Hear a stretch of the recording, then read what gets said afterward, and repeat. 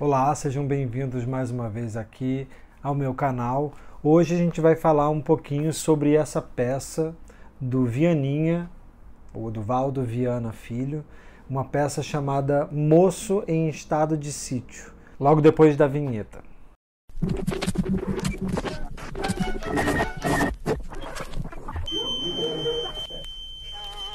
Aqui no canal eu tenho um projeto, chamado Projeto Drama, que é um projeto em que eu trago sempre clássicos da literatura dramática, ou seja, clássicos do teatro, para comentar um pouquinho.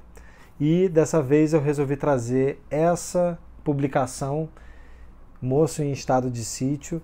É uma publicação que sai pela Editora Temporal. A Editora Temporal eu já cansei de falar aqui no canal, quem me acompanha sabe, é uma editora dedicada somente à publicação de obras de teatro, de peças de teatro, que por si só já é de uma beleza assim, imensa dentro do mercado editorial, justamente porque a gente tem pouquíssimas editoras se preocupando com a publicação de textos teatrais. E eu acho que, inclusive, a Editora Temporal se destaca porque ela acaba lançando obras fundamentais da literatura dramática. Principalmente, que o destaque de hoje é falar um pouco sobre essa coleção maravilhosa que a Temporal publica e que está prestes a lançar novos títulos, que é a coleção do Vianinha. E a coleção Vianinha dele já tem clássicos, como o Rasga Coração, talvez uma das obras mais importantes do Vianinha. Eles já publicaram o Papa e Girte, o Mão na Luva, A Longa Noite de Cristal, e também já publicaram o Corpo a Corpo. E em breve, eu já sei que a editora já me disse que eles estão para lançar novos títulos do Vianinha, que devem sair muito em breve. Esse autor que é tão importante para a história do teatro brasileiro, e um autor que a gente pode ler uma edição dedicada, com um trabalho muito cuidadoso que o pessoal da Editora Temporal tem.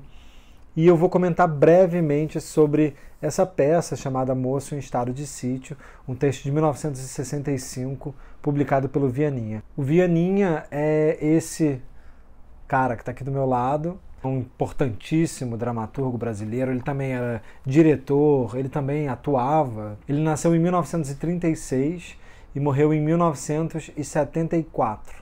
Então viveu pouco, morreu cedo, antes de completar 40 anos. E ele é um homem muito importante para a história do teatro, é um dramaturgo importantíssimo, ao lado de outros nomes do teatro nacional, como Boal, Augusto Boal, Gianfrancesco Guarnieri, Nelson Rodrigues, Jorge Andrade. Está ali na lista do panteão dos nossos grandes dramaturgos. E também a sua relação com a arte está muito vinculada também à sua participação como militante político. O Vianinha participou do Teatro de Arena, ele fundou o CPC da UNE, Centro Popular de Cultura da UNE, e também foi um dos fundadores do grupo Opinião. O Vianinha é autor de obras muito importantes para o teatro, como o Rasga Coração, e também acho que das suas obras mais populares que a gente pode destacar, a gente tem a série para TV que ele escreveu,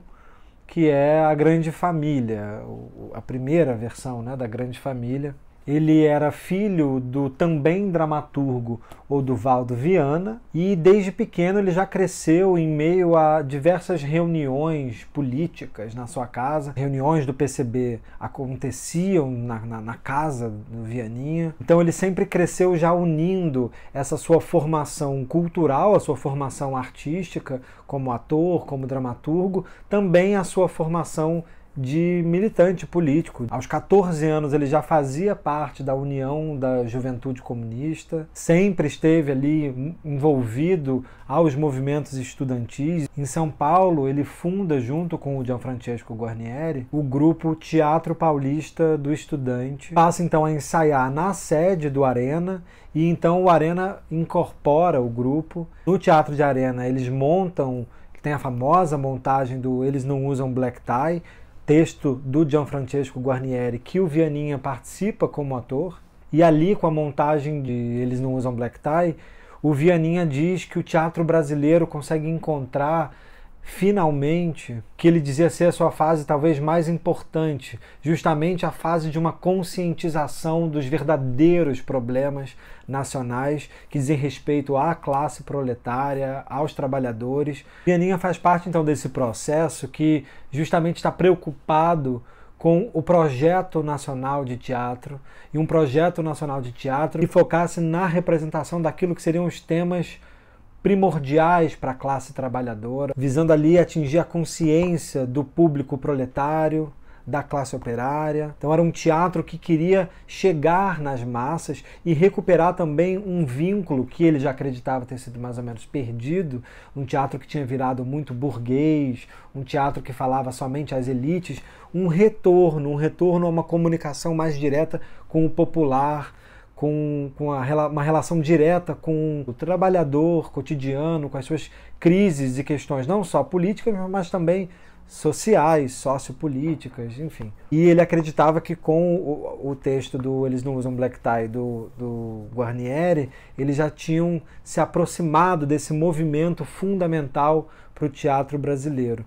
E é isso que ele vai empreender em todas as suas peças, de certa forma, né? As peças do Vianinha sempre falam sobre um homem médio, assim, de classe média, que está em crise em relação às questões políticas, mas as questões também de identidade. São personagens sempre muito dúbios, em que você não sabe exatamente até se você pode confiar neles ou não, mas que estão vivendo ali no meio de crises éticas em relação às suas famílias, ao seu ofício e às suas atuações políticas. E é isso que vai acontecer aqui no Moço em Estado de Sítio. Essa que é uma espécie também de peça síntese da obra do Vianinha. As questões que atravessam todas as outras peças do Vianinha também estão aqui presentes. E também é uma peça síntese das posições do homem da classe média ali no contexto de 65, pós-golpe militar. A peça vai apresentar pra gente o nosso protagonista, que é o personagem Lúcio, o Lúcio Paulo, agindo em 3 contextos distintos, assim, 3 cenários distintos. A gente vê ele no grupo dele de teatro, ele participa de um grupo de teatro militante, um grupo que realiza peças com caráter de ativismo político, e esse grupo é liderado pelo Bahia, que é ali uma espécie de diretor, também escreve essas peças, e o Lúcio começa a querer escrever também peças, mas essas peças não são muito bem aceitas pelo Bahia. Tanto ele quanto o Bahia, eles disputam o interesse amoroso de uma outra integrante do grupo de teatro, que é a Suzana. Então a Suzana fica ali entre os dois, meio amante dos dois. E eles também têm essa disputa por quem vai ser a voz desse ativismo político dentro desse grupo teatral, que é um grupo de teatro amador, não recebe nada, se apresenta no subúrbio justamente com esse caráter de chegar nas massas, de se comunicar diretamente com a classe trabalhadora. Então a gente tem esse contexto do grupo de teatro do Lúcio, a gente tem um outro contexto que é o contexto do microcosmo familiar dele, onde a gente tem o pai dele, o Cristóvão, a mãe, a Cota, e a irmã, a Lúcia. Ele está sempre pedindo dinheiro para essa família, pedindo dinheiro para a mãe, ele pede dinheiro ao porteiro, então ele está sempre duro, está sempre... E o pai fica tentando colocar ele num emprego formal, tenta colocar ele num escritório primeiro de advocacia, depois, mais para o fim da peça, ele consegue um trabalho dentro de um jornal. Então a gente tem esse contexto também do trabalho do Lúcio. Então a peça é dividida nessas três instâncias, né? O trabalho dele oficial, digamos assim, o trabalho dele amador, mas a sua relação com a arte, com o teatro, com a sua atuação política dentro do teatro, e a vida familiar, as relações familiares, o envolvimento dele com a Suzana, o envolvimento dele com outra mulher, que é a Noêmia, que ele é amante dessa Noêmia, uma mulher casada, mas que ele vai acabar também se aproveitando da relação e da paixão que essa Noêmia tem por ele. A Noêmia é um pouco ingênua, meio sonhadora, e ele vai acabar se aproveitando dessa relação que ele tem com a Noêmia para poder conseguir um cargo dentro de um jornal com o irmão da Noêmia, que é dono de um jornal. E na peça a gente vai ter com uma forma com que o Vianinha escreve de uma forma muito ágil, as cenas são muito breves, elas são cortadas muito rapidamente, elas se desmontam muito rapidamente, o que é de uma modernidade assim na linguagem, na estética teatral muito grande. Também vai apresentar nos seus temas, né, dentro da temática da peça, esses embates da própria esquerda, ou das próprias esquerdas daquele período, que justamente vão estar pensando a relação entre arte e política. Então a gente tem os embates constantes, vários diálogos muito ágeis mesmo, entre o Lúcio e o Bahia, entre o Lúcio e o Estelita, que é um namorado da irmã dele e que participa também ali dos eventos do grupo, que acha que a arte não deve se concentrar nas questões materialistas tão diretamente como querem os militantes de esquerda, que a arte, na verdade, deve se preocupar com as questões ditas, né, questões essenciais, questões universais, questões que atravessam a humanidade um pouco independente do período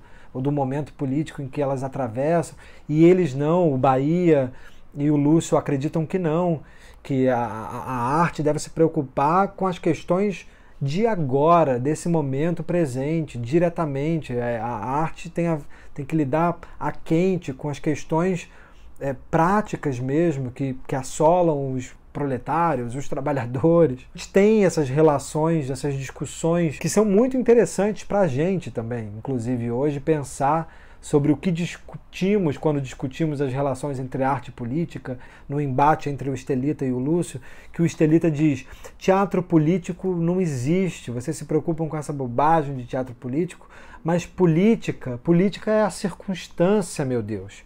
O teatro é sobre as eternidades que dizem respeito a nós, os gregos, os troianos, os dominicanos, os botafoguenses, é tudo a mesma coisa. E o Lúcio diz: não, nós somos as circunstâncias, nós somos a tensão, nós somos passagem. A eternidade é hoje, a eternidade é agora. Só que o Bahia não, o Bahia acha que o homem é uma emoção. E o homem não é uma emoção, o homem é uma consciência. O homem é uma consciência. Então tem embates filosóficos, né, em relação ao que a arte deve se preocupar. Ela deve se preocupar com questões eternas, com o agora. Né?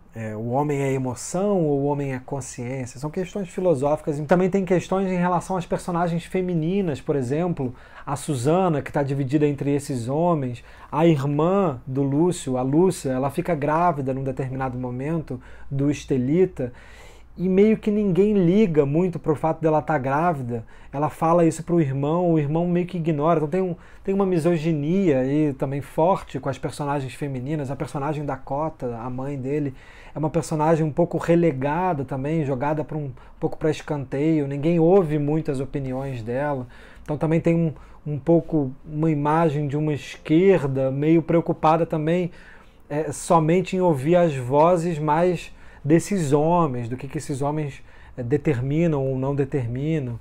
Então ainda uma cultura muito machista, muito misógina dentro dos próprios grupos progressistas. São questões muito importantes que acabam atravessando a peça e que fazem de Moço em Estado de Sítio uma peça excelente para a gente ler e para descobrir a obra do Vianinha. E também aconselho vocês a lerem e descobrirem todas as peças do Vianinha, que saem em edições caprichadíssimas, com um projeto gráfico lindo pela editora Temporal. A gente se vê num próximo vídeo aqui do canal.